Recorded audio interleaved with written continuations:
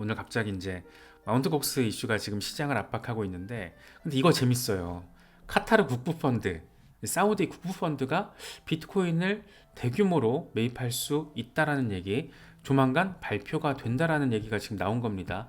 이 카타르 국부펀드 얘기는 사실 12월 초에도 나왔었어요. 그때 5천억 달러 규모의 비트코인을 카타르 정부가 국부펀드를 통해서 매입을 하게 될 것이다. 그럴 가능성이 있다. 이렇게 되면 비트코인은 10만 달러를 돌파하게 될 것이다 라고 당시에 맥스 카이저가 이제 주장을 했었어요. 그래서 이게 루머일까 아닐까가 되게 궁금했죠. 궁금했는데 어쨌든 이런 정도의 상황이라는 게 막 하루 이틀 사이에 뭔가 확인이 될 수 있는 상황이 아니니까. 근데 좀 이상하긴 했었어요. 5천억 달러 규모를 매집한다라고 하는데, 이게 지금 카타르 국부펀드 운용이 지난해 10월 기준으로 4,750억 달러, 그러니까 5천억 달러가 안 되는데 이게 뭔 소리야 하면서 이제 반박 논리도 나왔었고, 만약에 5천억 달러 규모를 매입한다라고 하면 마이크로 스트래티지의 보유량 대비 671배. 예, 또 흥미로운 상황이죠. 만약에 이게 현실화가 된다라면. 그런데 조금 조용하나 싶었는데, 이번에 또 사우디 국부펀드 얘기까지 이제 통합이 돼서 사우디와 카타르가 국부펀드를 통해서 100만 BTC를 매집할 계획이 있다. 조만간 발표가 나올 것이다. 뭐 이런 얘기가 지금 나온 겁니다. 이게 과연 진짜인지 루머성 성격인지 아니면 뭔가 좀 계획은 있는데 이게 지금 과장된 건지 그거는 모르죠. 모르고 좀 지켜봐야 되는 거고, 이게 만약에 어느 정도 조금 더 명확성을 가진 이슈라고 한다면 며칠 안에 로이터나 블룸버그에 이제 등장을 할 거예요. 기사화돼서. 그런데 지금 현재 이런 얘기를 하고 있는 곳은 크립토 마이너 미디어들, 해외 미디어들 정도여서, 이거는 조금 더 보면 사실 이게 현실화되면 이거 진짜 대박이거든요. 대박인 상황인 거잖아요. 그래서 이게 현실화 될지 여부는 조금 더 지켜봐야 되는 건데, 지속적으로 비슷한 얘기가 반복해서 지금 등장하고 있다라는 거는 우리 같은 투자자들에게 있어서는 분명히 긍정적인 상황이라고 바라볼 수 있지 않을까 생각이 듭니다. 알트코인 얘기들을 좀 해봐야 되는데, 개별 알트코인들 뭐 미들캡 정도로 막 얘기를 할 건 아닌 것 같아요. 지금 분위기가 이래서. 그래서 알트 시총 상황 가지고 스탁머니 리잘드가 한 얘기가 좀 재밌게 느껴졌었는데, 지금 알트 전체 시총이 7,600억 달러거든요. 그런데 지금 저번 강세장 때 보니까 피보나치 3168까지 갔다라는 거예요. 피크 찍었을 때. 그래서 이번에 동일하게 가주면은 이게 7조 달러까지 알트 전체 시총이 상승할 수 있다라는 거. 그러니까 지금보다 한 9배 정도 커진다라는 거라서, 그냥 단순 계산해서 지금 내가 가지고 있는 알트가 10배 반등을 해준다라면 굉장히 섹시하잖아요. 그래서 지금 알트코인들에 대한 어떤 어마어마한 강세장 가능성을 얘기를 하고, 그러면서 하는 얘기가, 이번 알트 시즌은 사람들의 마음을 녹이게 될 것이라고 나는 확신을 한다. 그쵸? 이게 만약 현실화되면 녹이겠죠. 녹겠어. 그냥 뭐 싹 다 그냥 녹아 사라지죠. 예, 뭐 그렇게 될 것 같긴 한데, 아무튼 뭐 이렇게 좀 긍정적으로 지금 이야기를 하고 있습니다. 이게 지금 월간 차트일 건데, 알트 시총이 계속해서 반등하고 있는 모습, 좀 눌리고는 있지만 지금 긍정적인 상황이 트렌드적으로 이어지고 있다. 뭐 이렇게도 조금 확인할 수가 있습니다. 한번 생각해봐. 알트코인들을 지금 리테스트하고 있는데 매도한다라고 생각해봐. 그냥 상상해 보라고. 뭐 이렇게 얘기를 하는 건데, 저번 상황을 보니까 어마어마한 포물선형 랠리를 확인을 하면서 패턴 만들고 돌파했단 말이에요. 그리고 나서 정점을 찍는 것 같다가 하락하면서 리테스트를 하고, 리테스트하고 어마어마한 반등을 해줬잖아요. 그런데 지금 상황이 똑같다라는 거예요. 이번에 이제 돌파해주고 저항선 돌파하고 이제 막 리테스트하고 있는 건데, 여기서 팔면 어떨까? 이렇게 갈 건데, 알트 강세 갈 건데, 시장 이렇게 갈 건데, 이런 얘기 하고 있는 거죠. 이것도 알트 전체 시총 차트예요. 비트코인 빼고. 그래서 이게 지금 상황이 좀 어지러지하게 느껴질 수는 있지만, 과거의 패턴을 봐도 재밌고, 정말 되게 재밌게, 이거는 과연 시장 조성인가 시장 조작인가 뭐 이런 생각이 들게 만드는 그런 흐름인데 어쨌든 뭐 그렇습니다. 그래서 역사적인 패턴이 반복이 된다라면 조금 더 긍정적인 상황을 우리가 기대해 볼 수 있지 않을까. 지금은 적어도 패닉셀을 할 타이밍은 아니다라고 이야기를 하고 있는 겁니다. 어, 알트는 두 개만 볼게요. 솔라나랑 리플만 간단하게 좀 볼 건데, 이건 지금 젤레가 얘기하는 솔라나 주간 차트. 주간 지지 지금 잘 확인했어. 여기 빠지면 문제였는데 80달러 밑으로 빠지진 않았거든. 그래서 여기서 한번 지지만 좀 잘 받아주면 이렇게 갈 거야 라는 얘기를 하고 있는 거죠. 그래서 솔라나에 대해서는 긍정적인 관점을 견지하고 있다. 이렇게 조금 바라보시면 좋을 것 같습니다. 캡틴 5기 XRP 얘기를 한 건데 주간 차트예요. 주간 차트를 통해서 보니까 와 XRP가 지금 바운스백을 금방 할 것 같은데, 그리고 나서 새로운 올타임 하이를 2분기에 찍을 것 같아. 이런 얘기를 지금 캡틴 5기 하고 있습니다. 제가 이거 왜 가져왔냐면 우리가 XRP 주간 차트 하도 많이 살펴봐가지고 제가 일부러 요즘 XRP 차트 안 가지고 오고 있는 건데, 캡틴 5기 같은 사람은 XRP 맥시가 아니잖아요. 그냥 일반적으로 코인 분석하는 사람인데 XRP에 대해서 이렇게 차트적인 분석만 가지고 굉장히 심플한 분석이잖아요. 또 이런 걸 가지고 XRP의 어떤 전고 돌파 충분하다 이런 얘기를 하고 있다라는 거, 이런 게 조금 의미가 있지 않을까 싶어서. 맥시들이 이런 얘기 하는 거랑 조금 이게 뉘앙스도 다르고 우리가 체감하는 것도 좀 차이가 있잖아요. 그래서 XRP 같은 경우에는 지금 어쨌든 조금 심란한 상황이 이어지고 있는 것도 맞지만, 그것도 맞는 얘기지만 소송과 관련해서 어쨌든 양식 재판에서 긍정적인 상황이 포착되고 있고, 우리가 최근에 또 계속해서 반복적으로 살펴보고 있는 게 뭐 리플 소송 사건뿐만 아니라 코인베이스 사건, 바이낸스 사건, 그리고 테라폼 랩스 사건, 뭐 이런 것들을 통해서 공통적으로 바라보는 게 판사들이 법원에서 아니 대체 증권의 기준이 뭔데 이거에 대해서 판사들이 납득이 안 되는 거예요. SEC의 주장이. 이게 공통적으로 지금 우리로 하여금 확인을 해주고 있는 거잖아요. 그래서 엘레노어 테렛도 이번에 이런 얘기를 합니다.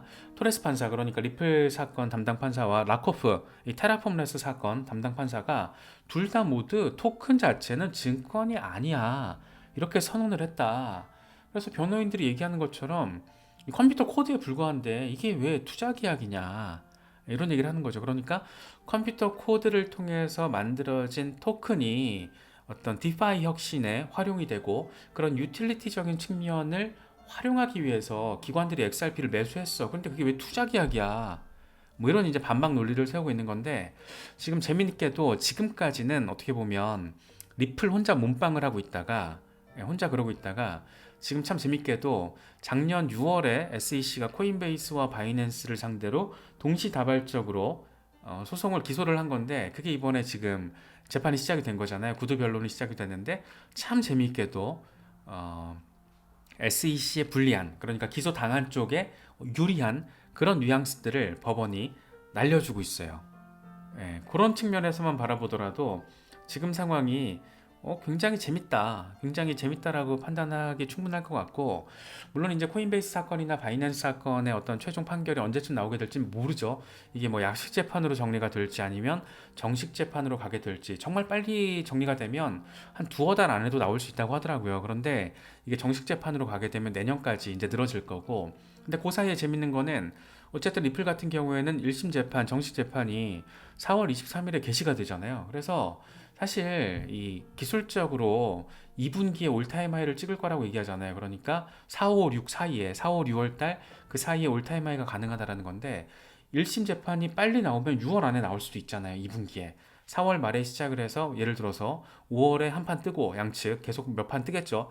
그러고 나서 6월에 배심원 판결. 이러면은 아주 소 심플, 완전 땡큐 이런 상황이 되는 거잖아요. 그래서 차트적인 측면, 그러니까 기술적인 어떤 긍정적인 흐름에다가 여기에다가 이제 이 한 방이 사실 이 소송이거든요. 소송 결과가 만약 2분기에 한 방이 나와준다? 어디 뭐 한 2달러에서 5달러 정도는 쉽게 갈 수 있지 않을까? 그런 기대감을 이제 가질 수 있다는 거죠. 물론 이게 1달러에서 또 흐물거릴지, 2달러를 돌파를 할지, 5달러에서 막힐지, 아니면 진짜 미쳐가지고 막 2, 3분기에 10달러, 20달러 막 날아갈지 뭐 모르죠. 그거는 어느 정도 폭까지 랠리가 나올지 모르겠지만, 확실한 건 뭐냐면은 가장 먼저 소송의 대상이 되면서 어마어마하게 시세가 눌렸었고 SEC와의 기소, 법정 공방 이후에도, 그러니까 기소 이후에도 정고를 찍은 게 XRP고, 거대한 삼각형을 만들어내면서 지금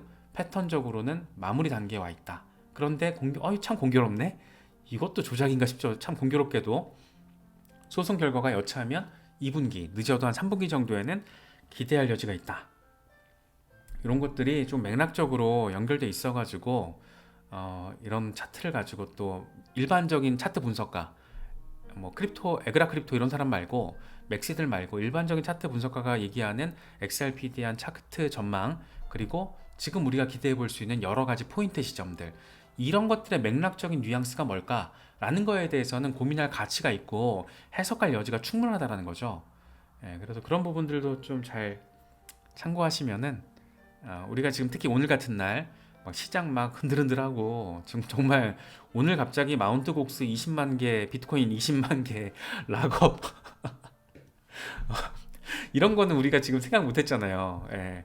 오늘 갑자기 이런 소식이 갑자기 오늘 진짜 어질어질합니다. 어질어질한데 아무튼 뭐 이런 거는 사실 마운트 곡스 이슈는 이게 언락되는 거는 락업됐던 게 언락되는 건 사실 이제 지나가는 하나의 이슈였고 이 중동 상황도 좀 재밌게 됐고 그리고 중동에서 만약 이런 일이 벌어지잖아요. 이거는 리플의 호재가 될 거예요. 간접 호재가. 왜냐하면 지금 리플이 엄청나게 공을 들이고 있는 게 중동 메나 지역이잖아요. 그리고 핵심 헤드쿼터가 두바이고 카타르 은행이랑도 ODR 다 깔려 있잖아요. 그래서 이게 만약에 중동에서 국부펀드가 이런 식으로 움직인다라는 거는 리플 랩스 입장에서도 굉장히 의미 있는 호재가 될 겁니다. 그래서 스탁머니 리절트가 얘가 그래도 생각이 있는 분석가구나라는 거를 한 번씩 느끼게 해줄 때가 있거든요. 근데 이번에 딱 그랬어요. 저는 개인적으로는. 그래서 제가 좀 좋아하는 분석가 중에 한 명인데 이런 얘기를 해요. 많은 사람들은 숏컷 지름길이 있다라고 생각을 한다. 뭐 부자가 되는 데 있어서 부자가 되는 지름길이 있다고 생각을 한다. 그래서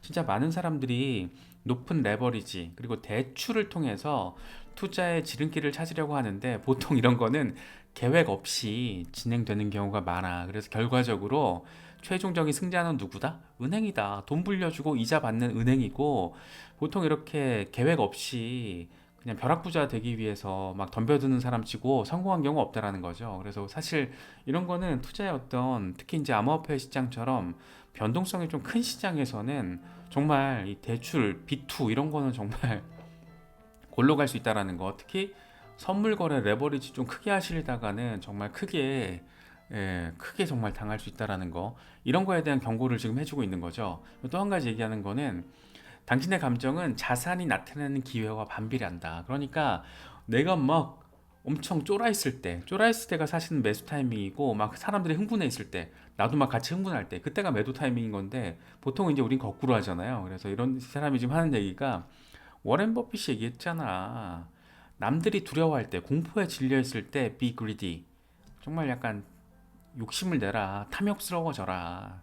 그렇죠? 그러니까 지금 공포에 바이더 딥을 하라는 얘기를 괜히 막 공포에 이 패닉셀 하지 말고 공포장에서 원래 바이더 딥 하는 거야. 그러니까 지금 상황을 어떻게 바라봐야 되는지 사실은 좀 원론적인 얘기를 좀 재미있게 하고 있는 게 아닌가 생각이 됐습니다. 또 한 가지는 메인 내러티브를 따라가야 돼. 이 전반적인 분위기가 너무 좋으면 매수하지 말아야 되고 너무 나쁠 때는 매도하면 안 되는 거야. 그렇죠? 우리가 이건 약간 경험적으로 체험적으로 알고 있는데 근데 보통 이제 바이 더 딥을 하지 않고 셀 더 딥을 하잖아요. 예, 그래서 고점에서 팔아야 되는데 고점에서 또 막 더 올라갈 것 같아서 사다가 또 물리고 뭐 그런 경우가 많은데 좀 메인 내러티브가 뭔지를 좀 잘 살펴보고 판단을 해야 된다. 뭐 이런 얘기도 하고 있습니다. 저는 요거 좀 중요하다고 봐요. 네 번째로 얘기한 게 100배 반등하는 보석을 헌팅하는 거. 그래서 100배 펌핑을 쫓는 게 주된 투자가 돼서는 안 된다. 그러니까 소액의 비중으로 뭐 민코인이나 로캡을 접근하는 거는 가능하겠지만 이게 투자의 메인이 돼서는 안 된다라는 거죠. 그래서 왜? 이유는 간단합니다. 이렇게 100배 펌핑이 나오는 거는 이건 내러티브를 만들어서 사람들을 끌어들이고 어떤 내러티브 더 올라갈 수 있을 거라는 기대감을 안기는 내러티브 실체는 없어 뭐 이런 거죠. 하지만 딱 사람들이 들어온다 시작하면 그때부터 덤핑 약간 희망을 주는 것 같으면서 덤핑 어디까지?